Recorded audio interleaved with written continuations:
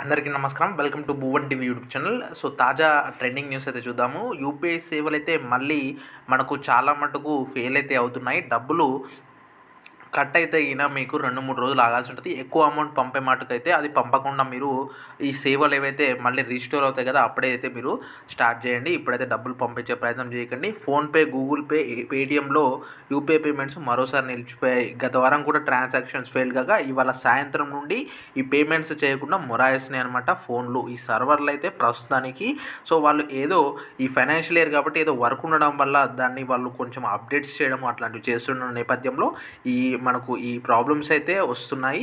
అయితే తీవ్ర మంది మీడియాలో కూడా అసహనం వ్యక్తం చేస్తున్నారు. అత్యవసర సమయాల్లో పంపుతున్న డబ్బులు ప్రాసెసింగ్లో పడి తీవ్ర ఇబ్బందులు ఎదురవుతున్నాయని మండిపడుతున్నారు. మీకు ఈ సమస్య ఎదురవుతుందా? కామెంట్ చేయండి.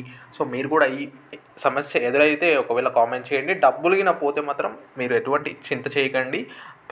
ఖచ్చితంగా 2-3 బ్యాంకింగ్ వర్కింగ్ డేస్లో మనకి మళ్ళీ మన బ్యాంక్ అకౌంట్లోనే పడిపోతాయి. సో ఇదనమాట. ఈ వీడియో మిత్రులతో షేర్ చేయండి వాట్సాప్ గ్రూప్లలో పక్కా, అండ్ లైక్ చేయండి మీరు ఈ ఇష్యూ ఫేస్ చేసింటే. అండ్ ఏమైనా ప్రాబ్లం ఉంటే కామెంట్ సెక్షన్లో తెలియజేయండి. పక్క దానికి ఏమైనా సొల్యూషన్ నాకు తెలుసుంటే నేను మీకు రిప్లై ఇస్తాను. Thanks for watching. జై హింద్.